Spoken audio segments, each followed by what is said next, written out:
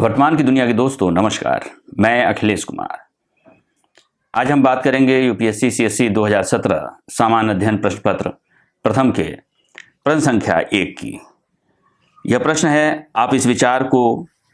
कि गुप्तकालीन सिक्का शास्त्रीय कला की उत्कृष्टता का स्तर बाद के समय में नितांत दर्शनीय नहीं है, किस प्रकार सही सिद्ध करेंगे। 150 शब्द और 10 अंक के प्रश्न में जिस बात को आपको ज़्यादा गौर करना है उसमें यह है कि गुप्तकालीन सिक्का शास्त्रीय जो कला थी उसके बाद का जो दौर है, उस दौर में जो सिक्कों की स्थिति है वह बहुत बेहतर नहीं है, बहुत अच्छे नहीं हैं, उनकी क्वालिटी अच्छी नहीं है और इसको हमें सिद्ध करना है। तो बेसिकली उन स्थितियों के बारे में बताना है जिनकी वजह से गुप्तकाल के बाद की जो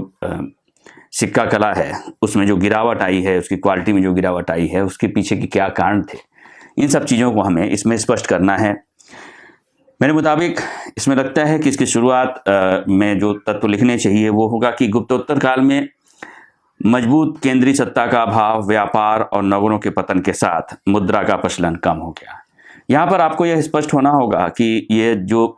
चीज़ें हमने बताई हैं, जो हम कह रहे हैं कि मजबूत केंद्रीय सत्ता के अभाव, निश्चित रूप से देखिए तो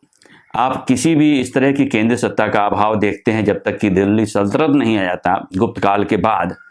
कोई भी एक ऐसी सत्ता बहुत स्थापित और स्थिर रूप से बहुत इतने बड़े व्यापक साम्राज्य पर अपना साम्राज्य फैलाए हो, ऐसी कोई केंद्रीय सत्ता देखने को नहीं मिलती है। इसके अलावा उस समय के बाद जिस तरह से सामंतवाद का दौर तेजी के साथ बढ़ता है और सत्ता का जिस तरह से विकेंद्रीकरण होता है और उस विकेंद्रीकरण के चलते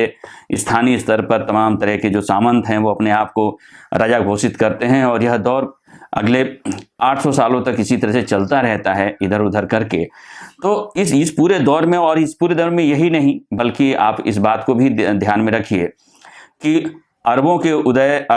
उदय का भी यही काल है। गुप्तोत्तर काल ही अरबों के उदय का भी काल है और इस काल में जब अरबों का उदय होता है और रोमन साम्राज्य कमज़ोर पड़ता है, अरब आक्रमण के चलते रोमन साम्राज्य पर भी बहुत ज़्यादा उसके नकारात्मक स्वरूप, उससे नकारात्मक संकेत मिलते हैं और अरब आक्रमण के कारण जो भारत और रोम के बीच का जो व्यापारिक संबंध है, चाहे वो रेशम मार्ग के जरिए हो रहा हो या फिर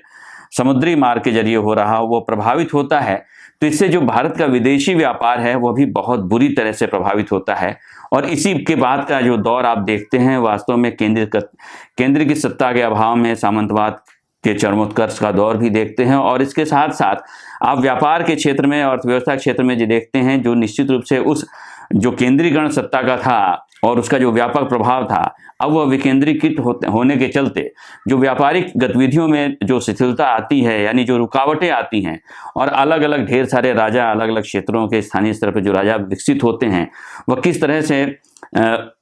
विदेशी व्यापार को बाधित करते हैं, यह सारी की सारी स्थितियां जो पैदा होती हैं वो अंत में जाकर हमें देखने को मिलता है कि एक जो केंद्रीकृत जो शासन था वह सामंती शासन के रूप में और एक केंद्रीकृत जो अर्थव्यवस्था थी वह स्थानीय अर्थव्यवस्था और आगे चलकर ग्राम आधारित अर्थव्यवस्था के रूप में तब्दील हो जाती है। यानी कि जो शहर थे, जो उन शहरों का विकास हुआ था उस दौरान, बड़े बड़े जो व्यापारिक केंद्र जो विकसित हुए थे वो किस तरह से नष्ट हो जाते हैं और नष्ट होने के बाद और इसके पीछे जो 2-3 मूल कारण थे, उसमें इन मूल कारणों में मैंने आपको गिनाए हैं कि केंद्रीय सत्ता का अभाव, व्यापारिक और नगरों के पतन और इन सारी चीज़ों का प्रभाव जो है वो व्यापक रूप से अर्थव्यवस्था पर पड़ा। और जब अर्थव्यवस्था पे प्रभावित हुई, अर्थव्यवस्था नकारात्मक रूप से प्रभावित हुई, तो वह मुद्रा की क्वालिटी में भी यह नकारात्मक प्रभाव देखने को मिलता है, क्योंकि स्थानीय स्तर पे जो मुद्राएं राजाओं ने बनाई या सामंतों ने बनाई उनकी क्वालिटी वो उतनी बेहतर नहीं थी। और निश्चित रूप से जो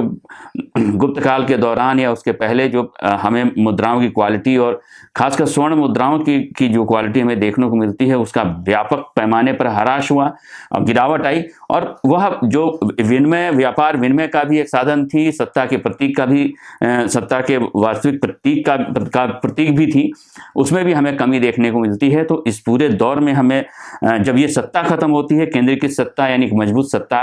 का अभाव होता है, तो स्थानीय स्तर पर जो सत्ताएं होती हैं वह इस तरह के किसी भी तरह के व्यापारिक गतिविधियों के लिए सिक्कों के प्रचलन में और सिक्कों की गुणवत्ता पर ध्यान देने की स्थिति उनकी नहीं रहती है, बल्कि वह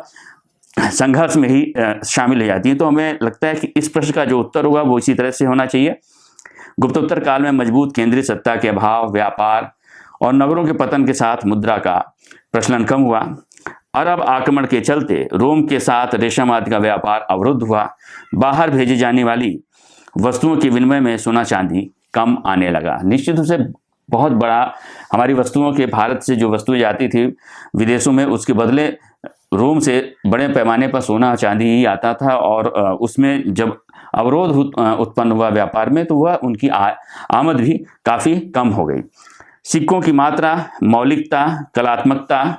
प्रकार, गुणवत्ता और अभिलेखीय तथ्यों में भारी गिरावट आई इस दौरान हमें देखने को मिलती है। कुषाण और गुप्त काल के सिक्के का वजन 7.78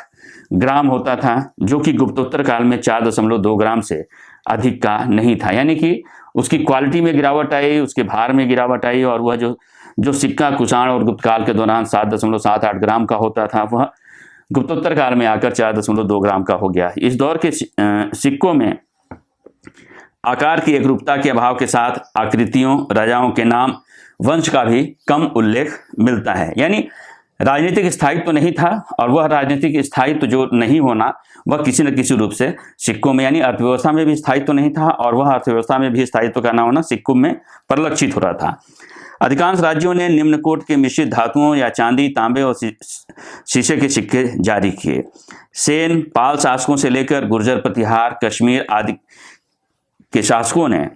चांदी या मिश्रित धातु के सिक्के चलाए, जो अपनी गुणवत्ता में निम्न कोटि के थे। निश्चित रूप से व्यापार गतिविधियां बाधित थीं, और वह उतनी बेहतर तरीके से नहीं चल रही थी, और राजाओं की भी जो राजनीतिक स्थिति थी, वह राजनीतिक स्थिति भी अबाध रूप से नहीं चल रही थी, बल्कि उसमें कहीं ना कहीं लगातार हस्तक्षेप हो रहे थे। चोल, चालुक्य, पल्लव आदि शासकों ने सोने के सिक्के जरूर जारी किए, लेकिन वह प्रतीक मात्र थे। इस तरह से आप देखते हैं तो गुप्तोत्तर काल में राजनीतिक आर्थिक अस्थिरता का काल था, और उस राजनीतिक आर्थिक अस्थिरता काल ने सिक्कों की स्थिति में भी बहुत बदलाव किया, और यह जो बदलाव है वह गिरावट की ओर था। और निश्चित रूप से वह गिरावट जो थी, वह राजनीतिक आर्थिक परिवर्तन का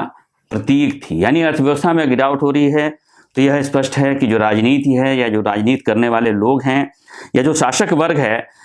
या जो सत्ता है, वह कहीं ना कहीं कमज़ोर हो रही है। इसलिए उसकी कमजोरी के साथ साथ आर्थिक स्थितियों में गिरावट आती है, और यह स्पष्ट है। गुप्तोत्तर काल के बाद का आप दौर देखिए तो हम उसे एक सामान्य शब्द में कह सकते हैं कि वह समस्त क्षेत्रों में विकेंद्रीकरण का दौर है। और विकेंद्रीकरण का दौर है, यानी कि केंद्रीकृत सत्ता में शिथिलता आ रही है, और उसका प्रभाव सिक्कों पर भी हमें स्पष्ट होता है। अगर वर्तमान की यह पहल आपको पसंद आई हो तो हमारे वीडियो को लाइक करें और चैनल को सब्सक्राइब करें। शुक्रिया।